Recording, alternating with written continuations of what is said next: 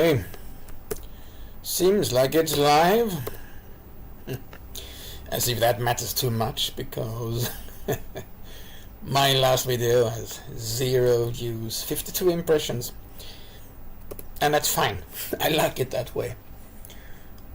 I don't take YouTube seriously. I don't take anything coming out of the Western Silicon Valley seriously. It's a clown show. I can't even. What kind of swear words natural swear words can I use here? I haven't even followed it. I use YouTube a lot every day because I watch a lot of content and follow a lot of really bright people. So it's not that there is not good info out there, but it's not a platform on which to build. I did build a couple of companies through the years. I've been this kind of micro entrepreneur, and then everything was taken away from me. I could have tried to save it in 2020, but I would have perished in the process, and it's just laughable. So I've been rebuilding, and for some years I've been in the privacy space. I've taught myself to even kind of produce content as a photographer and even video on cubes. So I know how to deal with all of these things, and I've compartmentalized my activity. This is the basic idea, basic philosophy behind cubes, and it's not that I don't recommend it. It's a great project. I miss it, but I need to be more productive, and now I'm even letting Gmail and YouTube sniff out my general activity. I'm doing this from a Linux laptop on Linux Mint, old laptop I bought. I know that Brave maybe does away with most of these trackers, but when I want to connect a wallet to upload some content, and then maybe I'll sell it somehow on some kind of marketplace or whatever, and it's like what people like Bitcoin people call shitcoins or whatever. It's like I know that I'm logged into my Gmail on this browser, and I was like, shit, I shouldn't do it here. But I need to break those habits, because I have been building a foundation that is uncensorable. Bitcoin Lightning micropayments, Hive. Yesterday I made more than I spent for a day. And people say, oh, the shitcoins. Like, well, if you want to survive, you need to be practical. And frankly, it's an amazing feeling. It's the first time that I feel that I can be totally free and actually make a living. And actually, I went back in my mind, and I realized that the first time I've actually made real uncensorable actual money, perhaps from maybe getting paid in coins when I was a kid that had some silver in them, is when I shared a fake video of a guy riding in ostrich in the traffics of Kazakhstan, and I got 400 sats on Nostr, and I just realized, oh, this is the 50 plus. This is the first time I actually make some real money, and it's on this. It's perfect. I'm even like these days. I'm even making some money on totally weird things, which absolutely fits my personality and my It also fits with a long-term strategy. I'm gonna show one example here. And yeah, everyone's gonna go like, oh, it's shitcoin, blah blah blah. Well, half of this is dollar-based stablecoin on Hive that after 7 days it will be in dollar value. I can withdraw it. I can let that go into my next plane ticket on Travala going back to Nepal. It's real. I can get upvotes and then payments on doing messed up alien art of myself. I love that. It's real.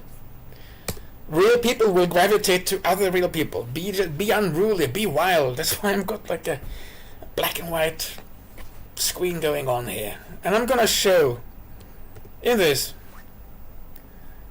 I don't know if anyone's gonna watch it. I don't know if this channel is gonna be nuked. I'll link to it from Hive to show that this is my strategy, this is my thinking. The fiat space and these regulated, totally brainwashed channels like all of Google. I don't respect it any longer. It's not on my top of my list, but once I have my foundation on unsensible media and payments, of course I'll give it a little attention to see if something happens. Maybe I'll meet that one partner I need to build something the next time. I've done that on and on several times in the meat space. Maybe I'll upload videos where I just walk through cities. That they do get a bit of views. It's easy for me to just almost upload it to YouTube as my archive and write something about this is when I was walking from the airport in Nepal to Bodhanath, which is a wonderful walk through tiny streets, and I feel at home because it feels natural. It's like people are not glued to their phone screens, and it reminds me of the early 70s.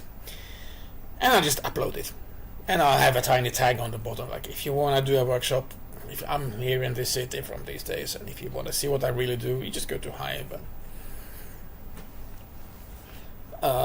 But then there are some problems, some real challenges with the privacy space. Which is why I'm showing XMR Bazaar, which is why I'm publicly saying that yes, I have an account on XMR Bazaar, and yes, I have offered services on XMR Bazaar, but those are all above the board services. I want to get into my old game of doing this micro-entrepreneurial startup, super early startup thing. I'm good at it.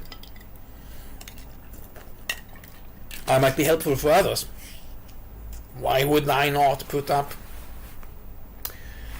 some entries on XMR Bazaar and check them now and then? And why would I not buy an account on ChatGPT that I haven't bought that account myself, there are no traces and I need to test it. I'm not going to let an AI into my data, even if I'm opening up now and aiming to be much more practical about it and earn unsensible crypto as my base, but then plug in all of the fiat bullshit that I can't ever trust ever again, but I'm going to plug it in, and then I could have like different VMs or cubes handling this, but it's been my experience that the workflow doesn't work. It's all about workflow.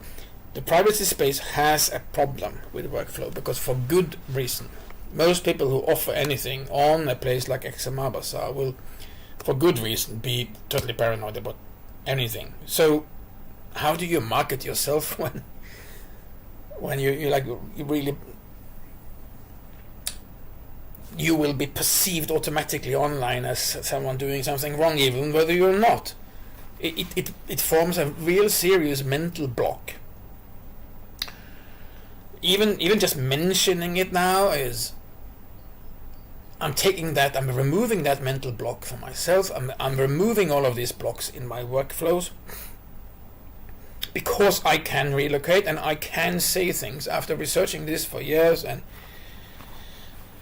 I've had like several Twitter accounts that are scouting accounts for me because I need to know the state of the people inside of Europe. I need to know how it would be on the ground again when it collapses, because I've known for years that it's going to collapse.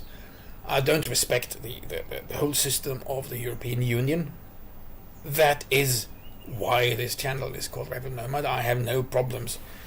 I have nothing to complain about in the countries that I've been traveling in. I've been outside of Europe more than half the year for 6-7 years.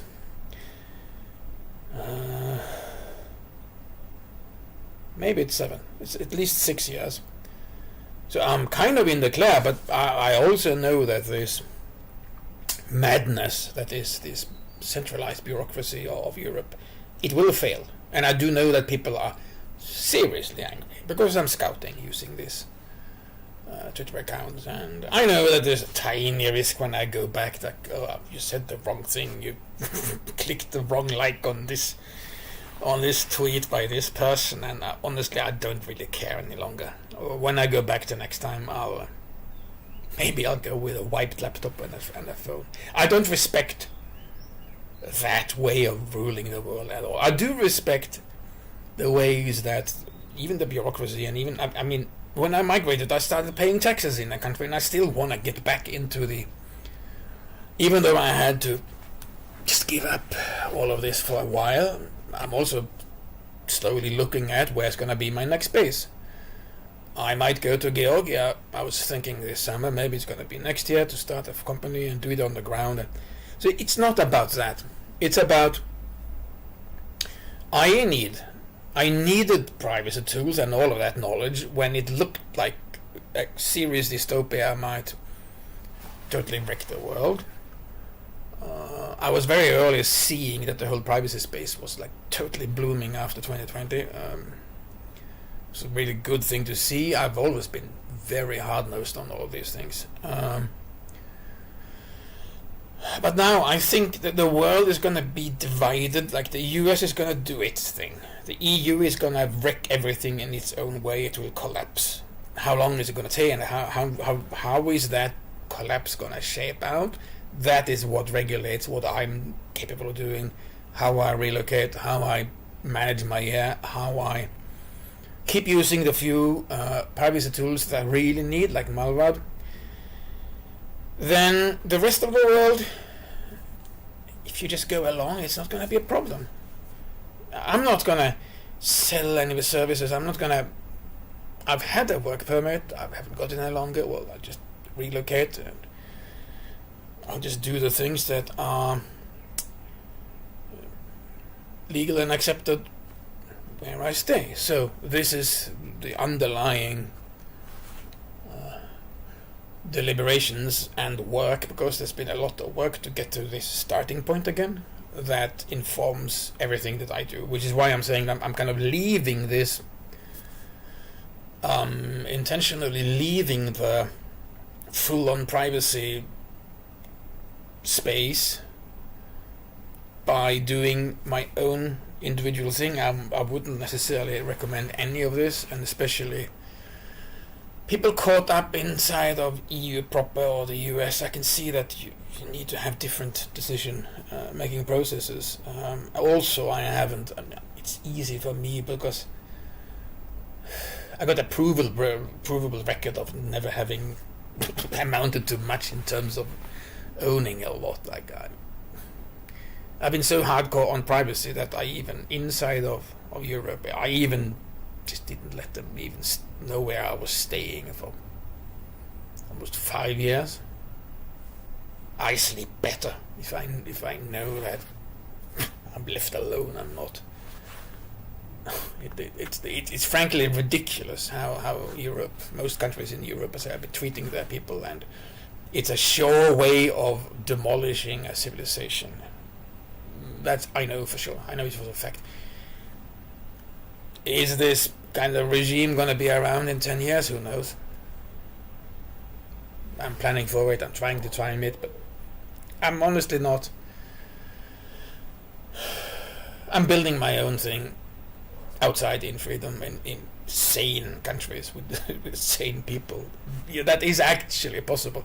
And this is another thing with the privacy space, because it blooms in the privacy space, of course, gets a lot of traction in the countries that are really doing things in insane ways, mostly Europe, and maybe to a certain degree the US. I think I can see this pattern that although people in countries all over the world might need a VPN, or they might want to have an anonymous account, it's not the same kind of complete pressure. Like it's like scramble to get everything under control, which is kind of impossible.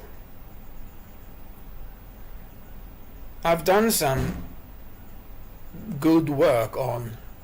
I know I could be a good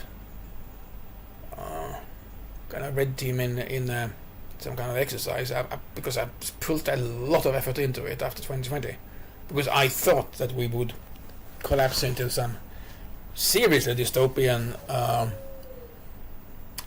world. Now it seems like the bullshit generator that AI is more of a threat. So a kind of incompetency and randomness is more of a threat. And there are different ways of handling that. What I'm doing now is kind of actually handling that.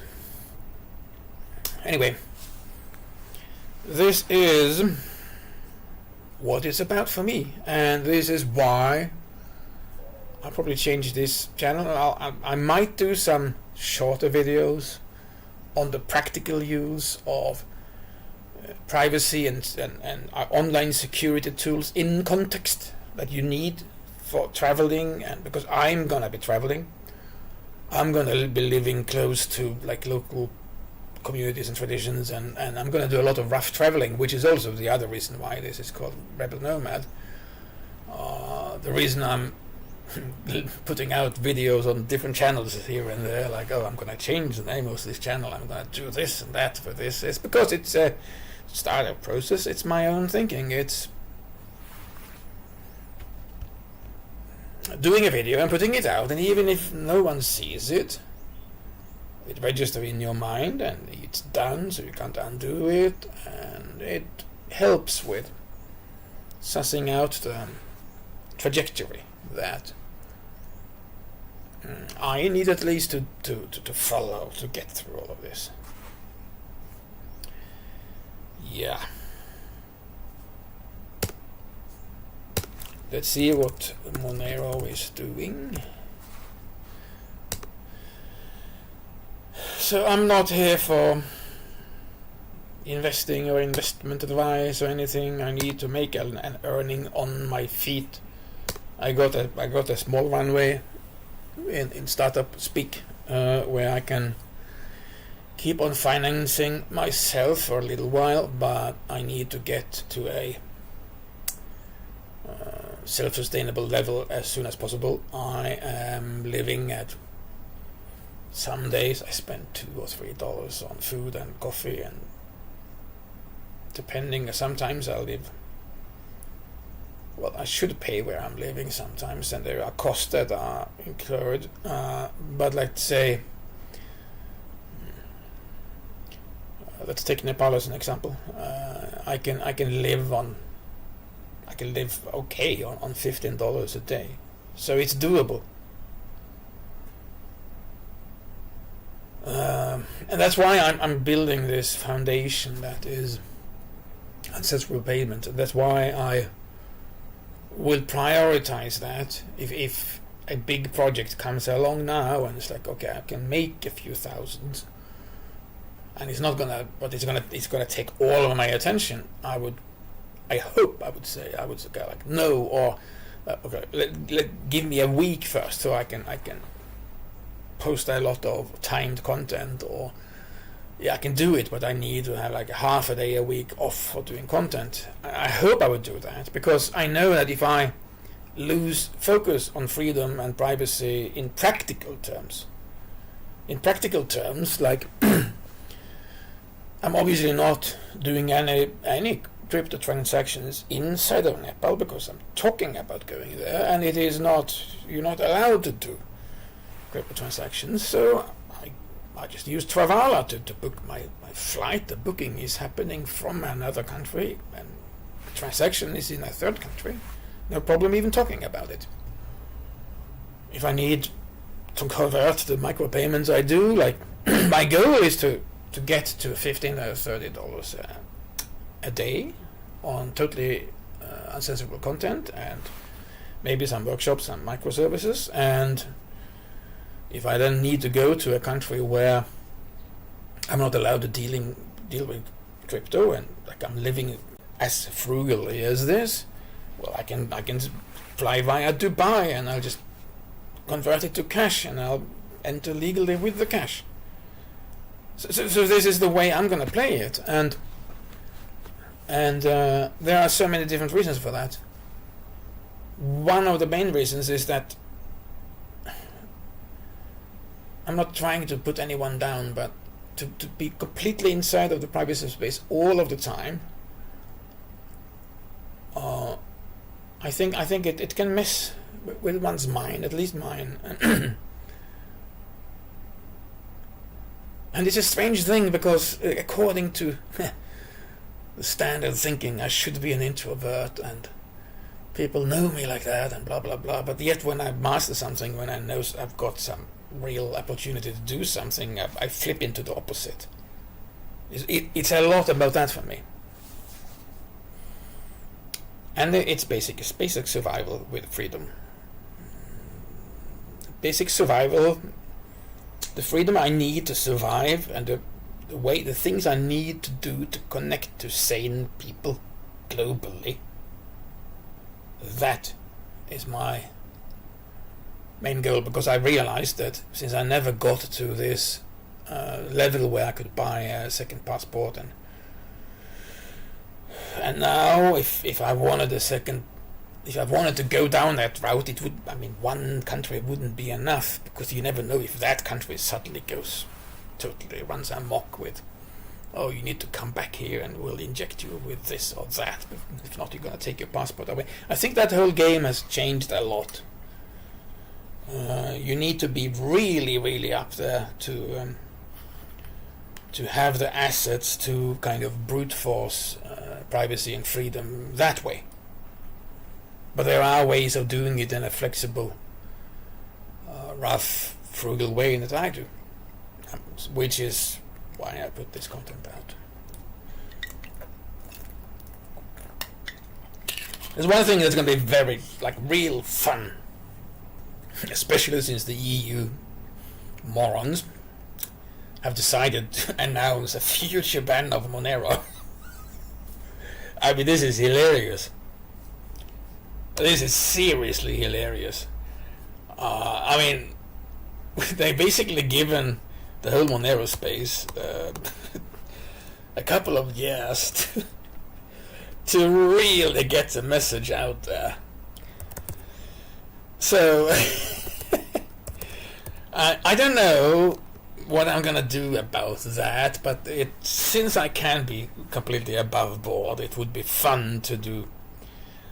I'll probably do something around Monero and I'm doing this kind of wild art things. I've done it since my first Photoshop alien art style was in 98. So I'm not a meme person. I can probably rile up a crowd if I want to. That's natural for me, but I'm not a meme, a real meme person. I'm more like this gritty guy putting out wild photography and these things and going through areas that most wouldn't consider as livable, but my experience is the opposite. You find the real people. I relax in rough places. I can relate to people that way much easier, almost always. The tourist ghettos, the design ghettos, the fiat ghettos, the shopping malls and all of that is way worse. Anyway, that's it for now. Less than half an hour.